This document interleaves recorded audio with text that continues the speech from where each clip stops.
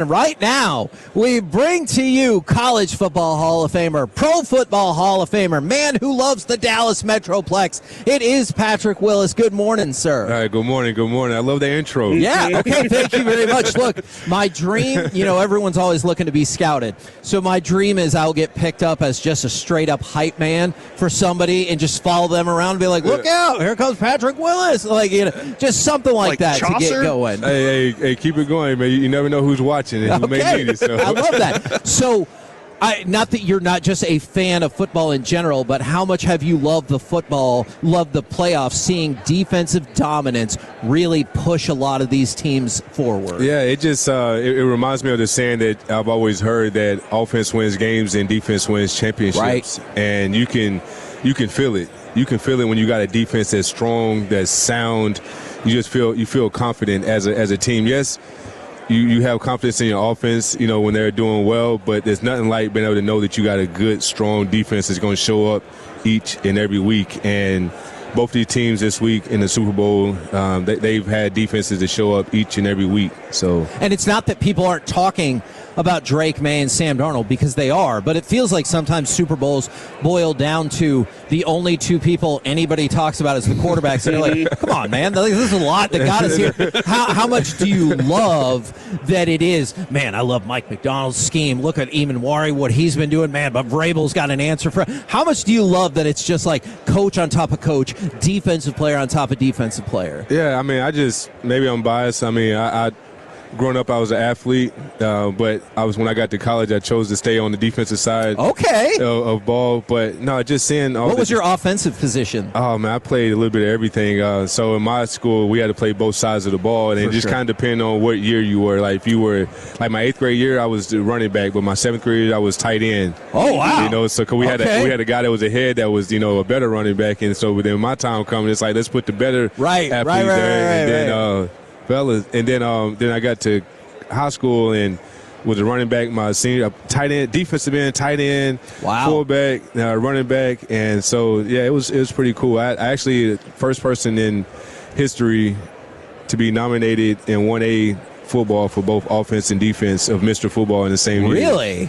Yes, so you had to compete against yourself to win that award. I kind of like that. This is crazy. When Kevin and we used to cover high school football for a newspaper, and like every year we would have about 3 guys that would at the top of the list that just say athlete. Yeah. It didn't say position; it just said athlete. And I was always like, does that help or hurt when you're going to the next level? That's a great question, man.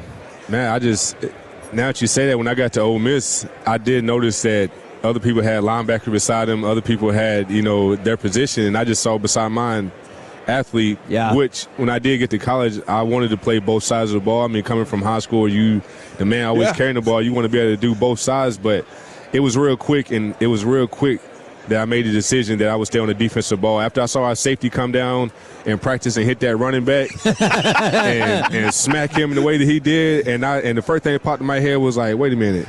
You think I'm gonna let them hit me like that, and I gotta hold on to the ball? I'm like, no, I'm setting myself up for failure. I'm like, I'm gonna stay on the defensive side. I'm gonna go after the ball. Yes. Well, I guess we could break the news. It seemed like it worked out pretty well for you. Yeah, it feels like you made the right decision. I was always jealous that you weren't wearing a star. Like I was just always like, that's the prototype of what I want on my defensive side of the ball. Like your build, your speed, everything that went along with it. The way you played the game was fantastic. It's what I'd show to every kid in the future. Yeah, I appreciate that. I appreciate that. And when you look now at defenses and the way things are, because we're getting a new defensive coordinator in Christian Parker, our linebackers were miserable last year. It was a tough year for us. When you look at the way defenses are developing now, it's 3-4, 4-3. They're all kind of the same. You're mixing it all in. You're disguising so much. No more base defense. Yeah, it doesn't feel like there's we're a 4-3. We're a 4-3, but we're a 3-4. Yeah. Because of players like you that you can stand up, you can put your hand on the ground, you can do all these different things, and that's where athlete comes in to be such an important role. Yeah, I mean, as you just mentioned, I mean, you're starting to see a lot more safeties now being converted to that hybrid nickel type cornerback. Cornerback and whatnot. And so, the game is changing big time. And I think, as I look back and I think over my career and just my sports career, I will say playing a multitude of sports really helped. Help diverse my game and everything. So No. And Mike's talked about, our old co-host, he was a baseball player, and he was like, look at Mahomes. Being a baseball player, being a quarterback, you just play as many as you tell your kids, play all the sports, man. Does it bum you out at all then that there are some parents out there, not all, of course, but some parents are like, this is the only sport you're going to play, and you're going to think about it 24/7, 365? Yeah, I do. I feel like that's an early sign of a kid could get burnt out in a little while. You can get burnt out just playing a multitude of sports, but just being stuck in that one and just that's all you do. I feel like it's only a matter of time before you get burnt out. And then I also had this mindset of, why be the master of one when you could be the jack of all trades, all of them, whatnot. And so you've probably seen some people along the way that you were like, this guy's got something, but he just burned out, and he's like, I don't love it. Yeah. I don't love it anymore. Yeah, and then you just get to that point. I mean, like I said, I know the feeling a little bit when you get to that point and you've played so much ball that you only have so much, I call it life force in you before you like, all right, man, it's been a good run. Like, is it something else? Is it like, what's next? You know, so... What's the feeling? What's your take on this game? Like, I know a lot of people have been talking about Seattle, but like you said, they both have incredible defenses.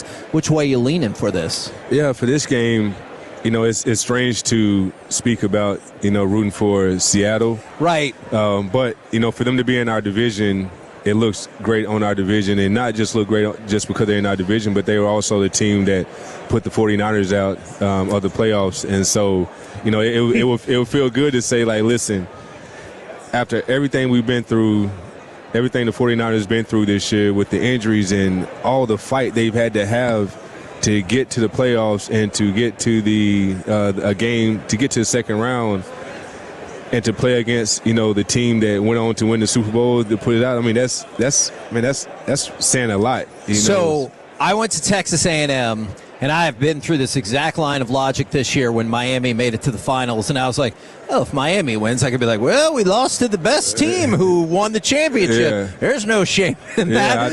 That's how I wrap my head around it. And look, so that's Ole Miss was kind of thinking the same, hoping the same thing there. I was just thinking that. Exactly. And as a long time, we were both born and raised in the Metroplex. We're lifelong Cowboys fans.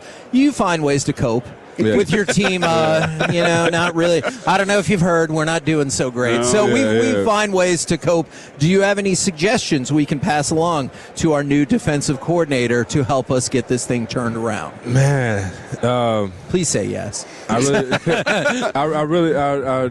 really don't have anything for him. I will say there's life during football, but there's life after football, and life after football has been it's been a journey, but I've been able to stay steadfast by being involved with other sports such as bowling.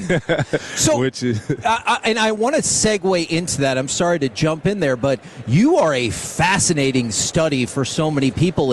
You got in, performed at just the absolute peak, got out, made the Hall of Fame. How did you know it was time to get out? And then can we segue into, obviously, y'all are doing the Super Bowl of bowling and everything, like how you got into these other things post-football? Yeah. So I would say, man, everything that has a beginning has its end.